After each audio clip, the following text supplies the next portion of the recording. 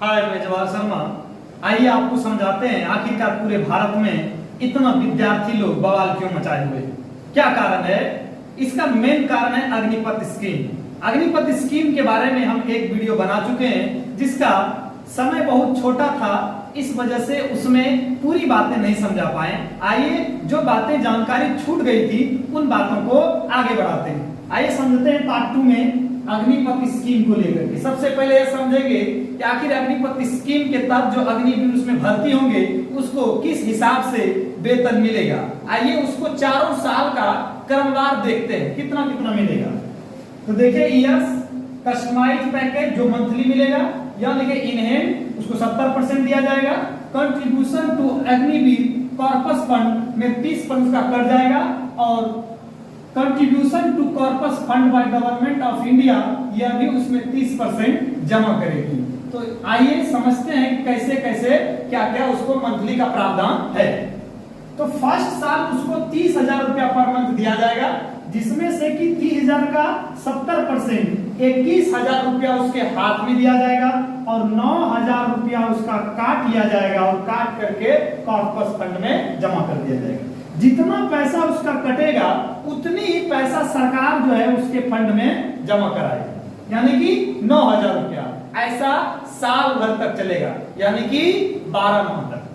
उसके बाद दूसरे साल उसको 33,000 रुपया पर मंथ मिलेगा, उसका 70% उसको मिलेगा, यानी कि 23,100 रुपया और उसका 30% कट करके जमा हो जाएगा, जिसका 30% होता है 9,900 रुपया। ठीक सेम राशि सरकार भी उसमें जमा करती रहेगी। ऐसा फिर चलेगा अगले 12 माह तक। फिर तीसरे साल उसको मिलेगा 36,500 रुपया। इसका 70% उसको सरकार जो है हाथ में देगी, मतलब 25,580 रुपया, जिसमें से 30% उसका फिर कट करके जमा हो जाएगा। 30% होगा 10,950 रुपया। सेम पैसा सरकार भी उसमें जमा करती रहेगी और ऐसा फिर चलेगा अगले 12 माह तक। फिर चौथे साल उसको 40,000 रुपया मिलेगी, जो अग्निवीर को सेवा के दौरान दिए जाने वाले मंथली वेतन में सबसे ज्यादा होगा। उसका 70% उसको मिलेगा, यानी 28,000 मिलेगा और 12,000 रुपया कट करके जमा हो जाएगा। फिर सरकार 12,000 उसमें जमा करती रहेगी अगले 12 माह तक। अब इसका जोड़िए टोटल 4 साल में यदि वो कंट्रीब्यूशन देता है अग्निवीर तो उसको क्या मिलता है। 4 साल तो ये पैसा इतना मिला ही। ये पैसा यदि चारों साल पर मंथली जोड़ेंगे टोटल होता है 11,72,160 रुपया। इसका जो 30% कट करके जमा हुआ वह जमा हुआ 5,02 लाख और फिर 5.02 लाख। इतना जो है जमा हुआ। इन दोनों को जोड़ने के बाद इसमें कुछ सरकार इंटरेस्ट भी देती है। विथ इंटरेस्ट दोनों को जोड़ने के बाद हो जाता है 11,71,000 रुपया। इसमें सरकार एक भी टैक्स अग्निवीरों से नहीं लेगी। यदि इसको भी जोड़ दिया जाए इस मंथली में, इसका हो जाएगा 11,71,000 रुपया। दोनों को जोड़ दिया जाए तो यह हो जाएगा 0,6,1,3,7,7,14 के 4 1,2,1,3,2, यानी कि 23,43,160 रुपया उसके टोटल सेवा और उसको सेवा निधि के रूप में जो पैकेज मिला, उन दोनों को यदि जोड़ लिया जाए तो उसको 23,43,160 रुपया होता है। यानी औसतन जोड़े लगभग मान ले इसको यदि 24 लाख के आसपास, तो 4 साल के दौरान पर साल उसको औसतन 6 लाख रुपया का जो है पैकेज मिल रहा है। आइए समझते हैं और आगे की बिंदुओं। आखिर इतनी सुविधा मिल रहा है, अब 4 साल के बाद उनको बहुत सारी कंपनियां यह भी बता रही है 4 साल के बाद यदि आप वहां से सेवा देकर के निकलेंगे तो आपको हम जो है असम राइफल्स हो गया, आज जो है टाटा ने भी बोल दिया कि हम जो है, महिंद्रा टाटा ने बोला कि हम भी अग्निवीर को प्राथमिकता देंगे अपने जॉब में, और जो है और भी बहुत सारे प्राइवेट क्षेत्र की कंपनियां हैं जो इसको बोल रहे कि हम आपको प्राथमिकता देंगे। लेकिन फिर भी अग्निवीर बनने से पहले ही छात्रों ने इतना बवाल क्यों काटा हुआ है, आखिर क्या कारण है? इसका एक कारण तो आप यदि समझेंगे तो पहला कारण है कि पिछले कुछ वर्षों में दौड़ जो होता है सेना का वो हो चुका था, उसमें से उसकी सारी की सारी प्रक्रियाएं पूरी हो गई थी। इसके बावजूद एक प्रक्रियाएं बची रह गई जिसमें से अब उसको रद्द कर दिया गया और बोला गया कि अब उसके तहत सेना की भर्ती नहीं होगी। अब जो भी सेना में भर्ती होंगे उसको इसी टीओडी के तहत होगा। टीओडी मतलब टूर ऑफ ड्यूटी, इसका हिंदी होता है कर्तव्य का प्रवास। तो टूर ऑफ ड्यूटी के तहत जो है उसकी अब भर्ती होगी, जो योजना यही है। इसमें से जो है उसकी अब नियुक्ति होनी है। तो उन सभी युवाओं का जिसका की चयन प्रक्रिया लगभग पूरी हो गई थी, जिनको पूरा उम्मीद था कि हम जो है वह सेना बनेंगे जिसका की अवधि 4 साल नहीं बल्कि लंबे समय तक होगा, वह सपना अब उनका टूट गया।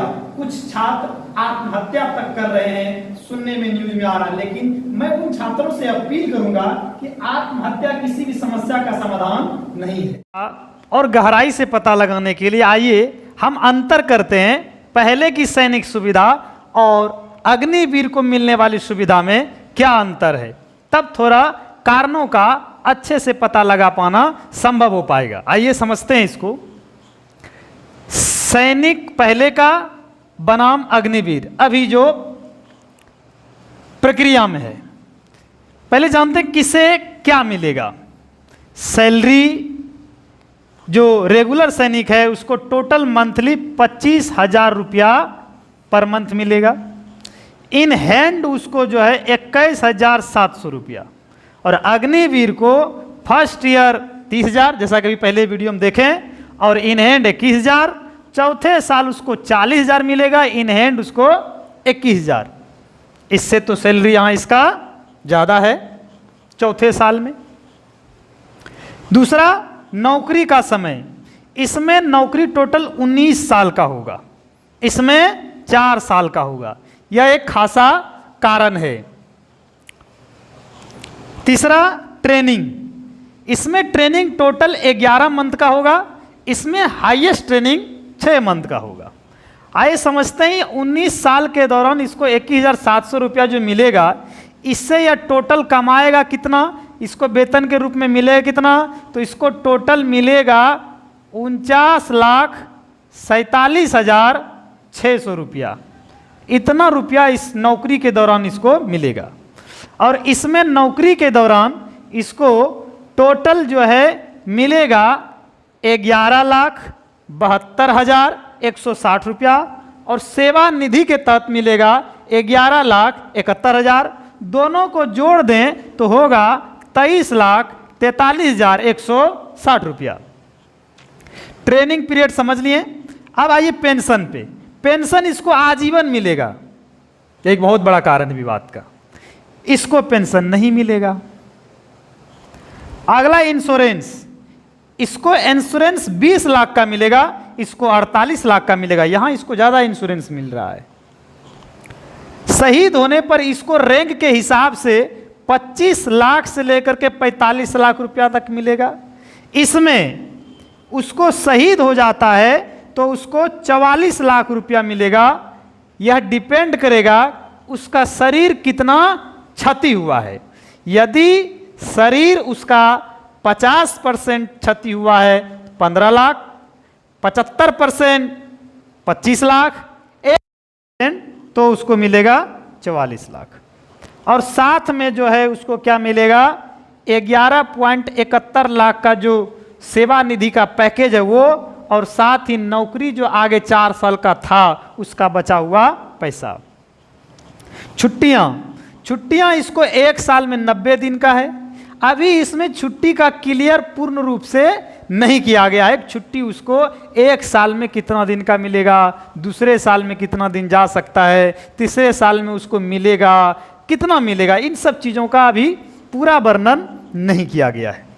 अगला है आर्मी कैंटीन। आर्मी कैंटीन इसको आजीवन मिलेगा और इसको जब तक नौकरी रहेगा तब तक। इसमें भी क्या, इसकी जो बाल बच्चे होंगे, पहले के सैनिक जो होते हैं उनको जो है आर्मी स्कूल में जो है प्राथमिकता दी जाती है, इसको ऐसी सुविधाएं नहीं मिलेगी। मेडिकल सुविधा इसको जो है आजीवन मिलता रहेगा, जबकि इसको मेडिकल सुविधा आजीवन नहीं मिलेगा। यह एक कारण है किसका, विवाद होने का। क्यों इतना बड़ा विवाद हो रहा है, आइए और बातों को समझते हैं, इनसे जुड़ी हुई बातों को लेकर के। क्या कारण है आखिर जो विवाद बढ़ता जा रहा है। विवाद बढ़ने का खासा एक बड़ी कारण है, युवाओं को यह समझ में नहीं आ रहा है कि आखिर टीओडी मतलब टूर ऑफ ड्यूटी के तहत यदि उसको नौकरी मिलेगा तो 4 साल बाद उनका होगा क्या, उनके भविष्य का क्या होगा। आइए इसके एक जो इसके पक्ष में तर्क देते हैं उसके बारे में, और इसके जो आलोचक हैं उनके बारे में, दोनों को समझते हैं। पक्ष में तर्क देते हैं कि ऐसे ही करोगे क्या, कुछ नहीं, यदि 4 साल में नौकरी अग्निवीर का कर लेते हो तो तुम लगभग 4 साल के दौरान 24 लाख रुपया कमाते हो। उन 24 लाख रुपये से तुम अपने जीवन को संवार सकते हो, अच्छे रास्ते पर ले जा सकते हो। एक यह पॉइंट बताता है। दूसरा पॉइंट यह बताता है कि यदि लड़का चाहे कि वो आगे पढ़ाई करना जारी रखना चाहता है तो सरकार यदि मैट्रिक के तहत जो उसमें भर्ती होगा तो उसको 4 साल बाद इंटर का सर्टिफिकेट दे देगी, आप आगे पढ़ाई कर सकते हैं। यदि इंटर पास उसमें भर्ती होता है तो उसको डिप्लोमा का सर्टिफिकेट दिया जाएगा, जिसके तहत वह आगे की पढ़ाई जारी रख सकता है। तीसरा जो इसका मेन बात देता है कि सरकार यह सोच रही है कि इन युवाओं का आगे क्या करना। यह सरकार की भी थोड़ी सी गलती है कि वो पूर्ण रूप से योजना बनाने में सक्षम लगभग माना देखा जाए इनके स्टेटमेंट को, तो लगता है कि वो पूर्ण रूप से तैयारी करने में कहीं चूक कर गया है। तो तीसरा बताता है कि उसको जो है सरकार प्राथमिकता देगी, लेकिन कहां देगी, किस तरीके से देगी, इसका कोई जानकारी अभी ऑथेंटिकल रूप से नहीं है। हालांकि कुछ ऐसी कंपनियां हैं जिसने यह घोषणा किया है कि ऐसे युवाओं को जो अग्निवीर के तहत रिटायर होंगे वो अपने कंपनी में उसको वरीयता देंगे, प्राथमिकता देंगे। जैसे अभी आज ही जो है टाटा कंपनी की तरफ से बोला गया, असम राइफल के तरफ से बोला गया है, और भी बहुत सारी कंपनियां हैं जो यह बता रही है, कह रही है कि हम जो है ऐसे अग्निवीर को जो है हम 4 साल के बाद यदि वो नौकरी करना चाहेंगे तो हम उसको प्राथमिकता देंगे। ये तो हो गई इसकी सब इसके पक्ष में दिए जाने वाले तर्क।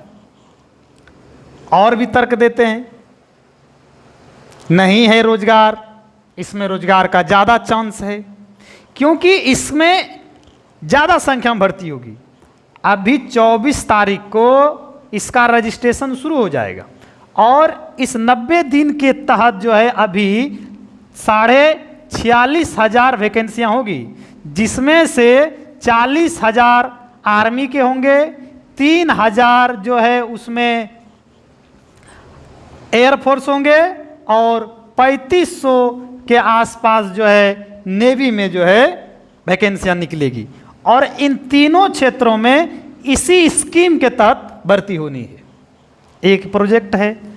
अब आइए समझते हैं इसके नकारात्मक बिंदु पर कि आखिर लोग इसके पक्ष में क्या क्या बोलते हैं। अब जान गए, अब जानते हैं इसके विपक्ष में क्या बोलते हैं।